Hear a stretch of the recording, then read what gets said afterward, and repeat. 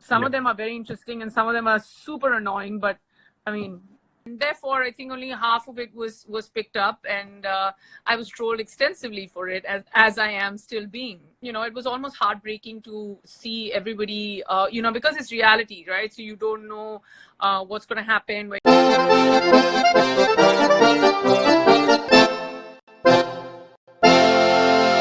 Hi. How are you? I'm good, thank you. How are you? I'm very well. Just quarantine life is going on. I know. So, It's crazy. It's just crazy. It's like sometimes I feel like, we're gonna wake up one day and then all of this will be past us. And some days I feel like, how does one stay positive through it all? And some days you feel it's so you almost can't believe that this is happening around you. yeah, absolutely. Right, right. Okay, so what is your daily routine like? My daily routine. Okay, so I have to admit, it's funny that you asked me this question. I've done a few lives by now, and then nobody's actually asked this basic question to me. So, in lockdown and under quarantine, my daily routine, I've never been so punctual in my life, because it's also driven by our daughter, that we get up at a certain time, our window to have, like, our tea, coffee conversation, quickly skim through what's happening in the world in the morning. And then because she used to go to parent toddler, we have kept like 1.5 to 2 hours, making sure that we have dedicated time where we do different activities with her. Then it's Right. lunch hour, and when she goes in to have lunch and a nap is when I work out, and I go through, different things as far as whatever possible work from home options that we have, because to be honest, that's also very limited. And then she's up again, we're with her. It goes from and there's she doesn't get TV time usually, but now because she's at home and we don't have a choice at all, I feel like it's okay to give TV time. And she wants to watch the same scenes of Lion King every day. It's the same scene and the Right. same song. And I feel like, and it's like at sharp 4 o'clock, there's an alarm, and he goes, oh, yeah, and then the African tune starts. And then, there's a little bit of time on the swing, on, like, we just take out to the balcony and terrace, and that's it. And then it's dinner time, and what else? And then there's a lot of like Netflix between Angad and me, because we're like, between Netflix, Amazon, Hotstar, whatever OTT platforms are available, we always like ye dekhe nahi ye dekhe. So there has to be a big, like, we both have to watch the same thing, because that's what couples do. You're supposed to watch the same thing or not. Do you guys move out as well in terms of getting the essentials, or are you getting home deliveries? So, I was out on a shoot for Roadies, and we got a message there that we all have to come back. And this was around the 15th of March, or was it? Yeah, I think it was on the 15th evening. And immediately all of us packed our bags. My daughter was, she'd gone ahead to another city. So we went there, I picked her up, I came back. And I think it was 16th or 17th. So from there, I was under strict quarantine, because I had traveled. So I put myself under strict quarantine for 14, actually more, 14 to 16 days. But we just stepped down, right, like about a block away to get groceries, because eventually you have to get groceries. It's not like you can't. There's some things that are delivered to your doorstep. There's some essentials that you need. So yeah, we just stepped down, and it's a ghost town. There's like nobody on the road except people who are walking dogs, and it's I'm not gonna lie, it's a very it's very like off. It just sets you off, the feeling. Now, you spoke about that you were shooting for Roadies, and Roadies was never this famous the way it has become, for whatever reason. What is the How are you dealing reason? with it? How are you I dealing with feel it? like it's a show that I've always loved to be a part of. There's no doubt about that. I've been on the show this is my 5th year. And it was almost heartbreaking to see everybody, because it's reality, right? So you don't know what's going to happen, where you're going to go ahead from here. And but I mean, I'm not going to give anything else more importance than health. And the right thing for everyone to do was to head back home, and we did that. But it was very heartbreaking to say goodbye. Like one morning you wake up and you're like, you're out to shoot, and the next evening you're like, okay, everybody has to go back home. So, I mean, to say that the show's not dear to me is wrong. I love every bit of being on the show. It comes with its own reputation, but this year the show is called Roadies Revolution. We're trying to make a big difference through it. And sometimes in the light of, when you're doing television, which is reality, a lot of things are said because you feel strongly about it. And there was one such incident, and fortunately or unfortunately, just a small chunk of what I said was kind of highlighted, whereas what I was trying to imply was the fact that, under no circumstances is domestic violence okay. And therefore, I think only half of it was picked up, and I was trolled extensively for it, as I am still being. But, honestly, whatever I had to say, I took time, I put it out in a statement, and I still stand by it. It was being construed as if that maybe you are advocating for adultery when you say that it's a choice. You said that it was more about domestic violence. Not at all. I mean, not at all. What I was saying was that the point that I'm trying to make, and a lot of people with, an extreme amount of goodwill, the right minds with great reputations, very, very successful people came out to support me. And all of them said that if you're in a relationship and if there is adultery, it may lead to separation and divorce. But if you're going to be a victim of domestic violence, the consequences are much larger. And that's the point I was trying to make, that no matter what anybody goes and does as far as a relationship is concerned, yes, there are times when people get hurt, and just because you're hurt because of somebody else does not mean you can use your hand on them. It's not okay. And that's the point I was trying to make. And like I said, that what I said as far as it's her choice, it's like only that part is picked up. And it's very sad that just that part is highlighted. But, I mean, to be able to be in a position where you put what you feel very strongly about, and with the best intention in mind, I just thought that the right thing to do would be giving my stand and my side out, and to have so many people come out in support. Clearly, I come from a place that is, in agreement with a lot of people. So even Nikhil, he came up with his point of view. Ranvijay had his point of view as well. But you were the one who was targeted really hard. Do you find that a bit unfair that it was only you who was picked up?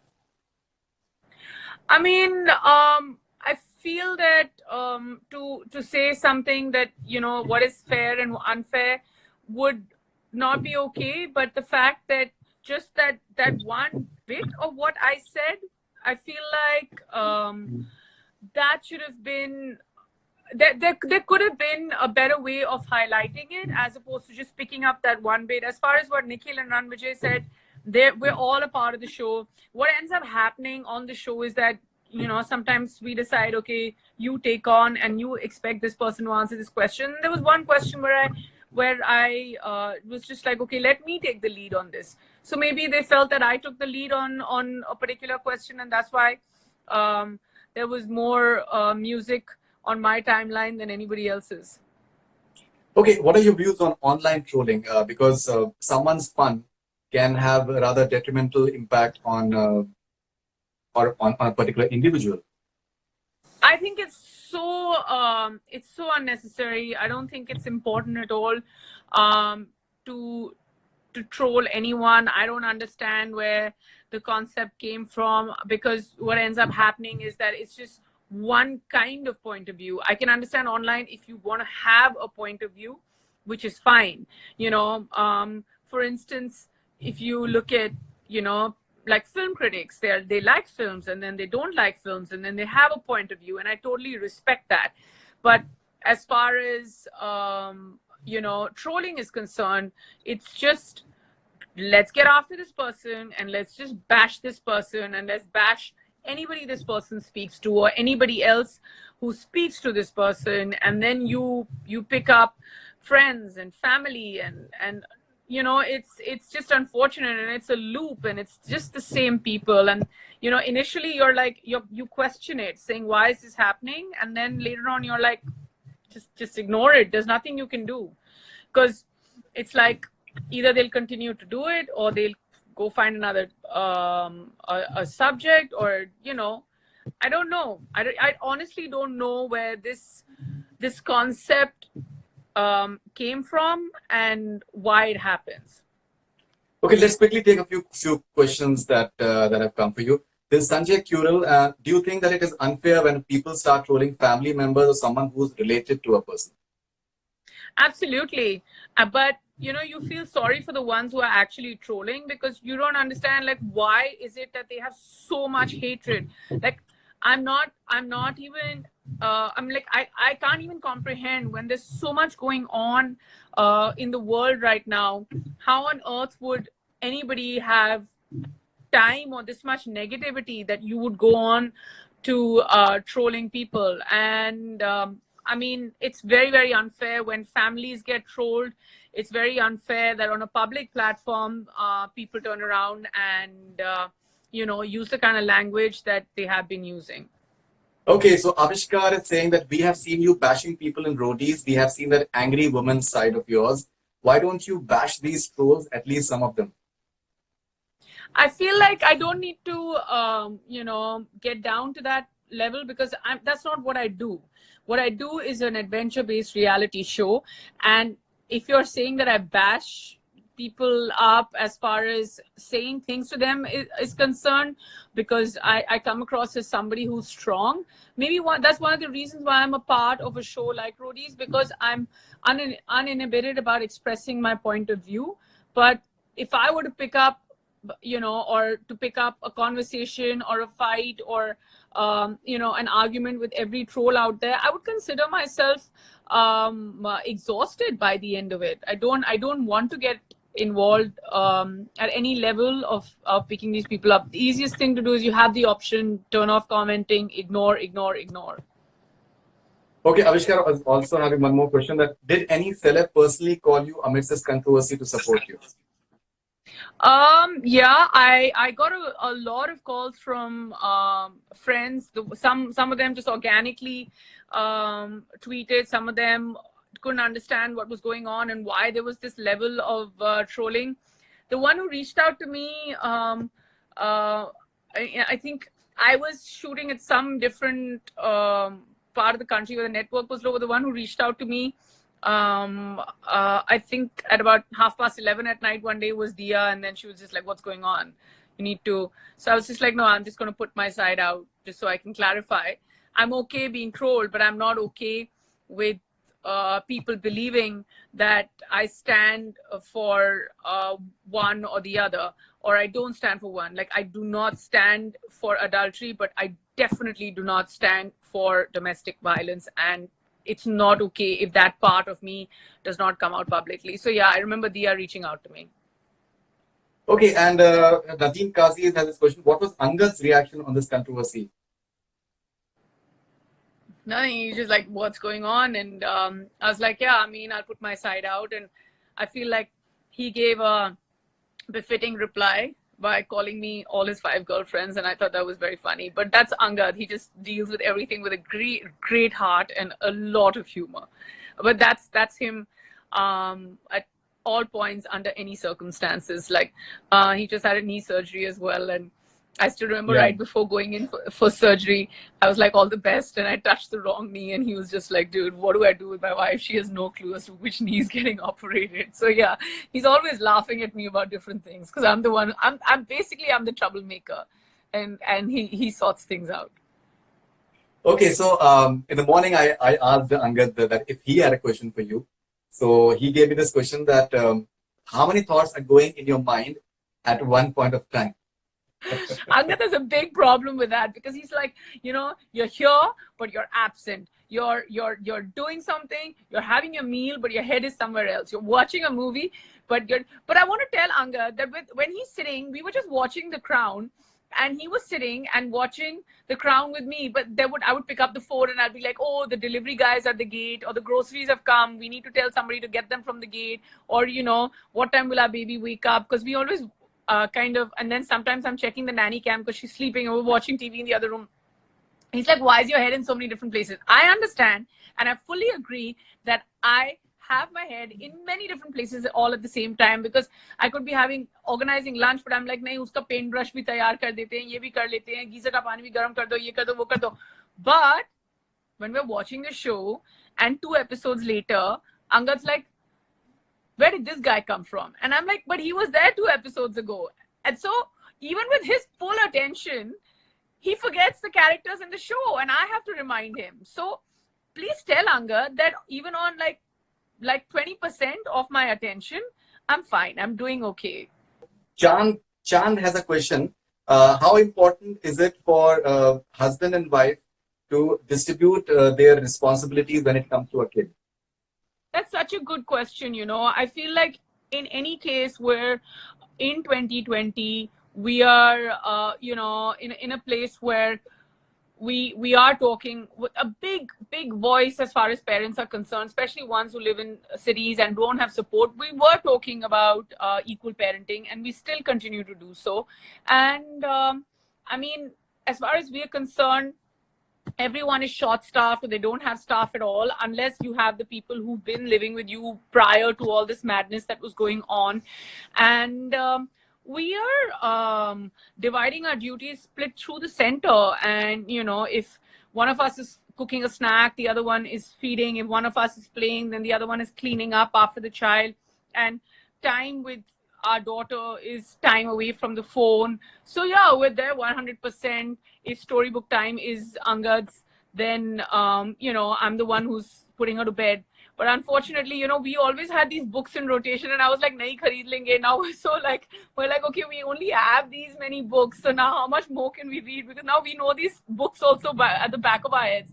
But yeah, equal parenting is such an important voice, and I'm so glad you brought it up. I feel like this one's for all the mums and dads who are at home. Just divide your duties so that it's not lopsided towards one side, that one of the parents get extremely tired, because parenting without any outlet or any place, or kids not being able to see other kids, can get exhausting. I'm not gonna lie. All right, so you also stand for why it's important to support the elderly. Now, in this entire coronavirus, the pandemic which is going on, what we are seeing is that the senior citizens, they are the ones who are especially vulnerable, because they are the ones who can be critical almost immediately. They go for it. The younger ones, they can combat it to some extent, but the older ones, the senior citizens, it is a very sad situation for them.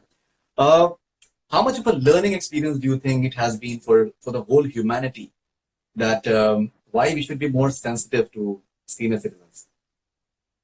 It's very, very important to be sensitive towards senior citizens. I mean, I wasn't. I mean, when the lockdown was announced, and there was not just them, it's the daily wage workers as well. People coming forward, getting food, donating generously, looking after parents, not just their own, even the elderly. I feel like, the world will, after this lockdown and after all this is past us, will become a far more sensitive place. Right before this, we were all running. हमको पता ही नहीं था हम किस चीज के पीछे भाग रहे हैं, पर भाग रहे हैं. We're just running, living life in the fast lane. People's pace is going to slow down. और वो कहते हैं ना कि 21 दिन ना, like when you go to a dietitian, वो बोलते हैं कि चीनी छोड़ दो. So you're like, नहीं कैसे छोड़े? And then she also says कि 21 दिन कुछ भी कर लोगे ना, so आदत पड़ जाएगी. And literally, 21 days, we've understood health is important, the elderly is important, looking after people around us is important, looking after ourselves is important, and not just having this cutthroat, chase that we are doing. we're fine. We're fine even now. You know, that's the main thing. And if you come to, and यही आदत अगर हम आगे जाके डाल लेना, we'll be in a much better place. As far as we're concerned, we've donated to different places. We've donated online. We've tried to go out and help people.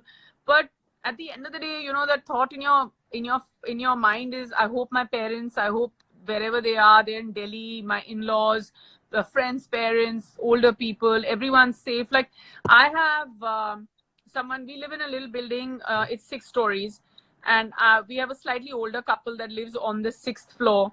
And whenever I step down to get groceries, it's very few and far between. We don't go out that much. I make it a point to call them, and I'm like, uncle, auntie, kuch chahiye, chini chahiye, dal chawal chahiye, kuch bhi chahiye, aap hame batao. You don't go out at all. We do our bit, but that's as much as you can do. Agar har building mein bhi, you know, every 4 floors or 5 floors, one middle-aged or one younger couple decides that we are going to look after these people, and when we're going to get groceries, we'll get an extra bag for them.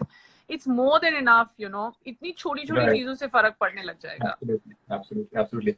Okay, and Neha, what is your slate going to be like in movies or shows once all this thing settles down? And how do you look at the film industry from here on? Because you know, I was sitting at home without any sort of acting jobs for almost 2 years, thinking that, okay, now, because initially I got pregnant and then I was with my baby, and then I was all ready to work. Like, you know, I was working on Roadies. As soon as I was coming back, I was going to start another show for an OTT platform. All dates were given out, and I was like, yay, I'm booked up till the end of the year. But it's all fizzled out. I don't know where the industry stands. I don't know who has the answer to that. I don't know what the mathematics of the business is going to be. I don't know what, and we come from a business where you have different revenue streams, like, you know, whether it's movies or whether it's, you know, OTT platforms or shows, or whether it's sort of digital work or live events. Pata nahi when this is all going to start. Like, everybody was keeping themselves alive through something or the other. And home videos was like, you know, something that people would do just because they would take a break for 10-15 days and have nothing else to do. Right now, everyone's thriving on home videos. And some of them are very interesting and some of them are super annoying. But, I mean, you just have to watch it. All right. So, Neha, thank you very much for your time and all the best wishes, and have a great time with Angad and your daughter. All the best wishes. Thank you.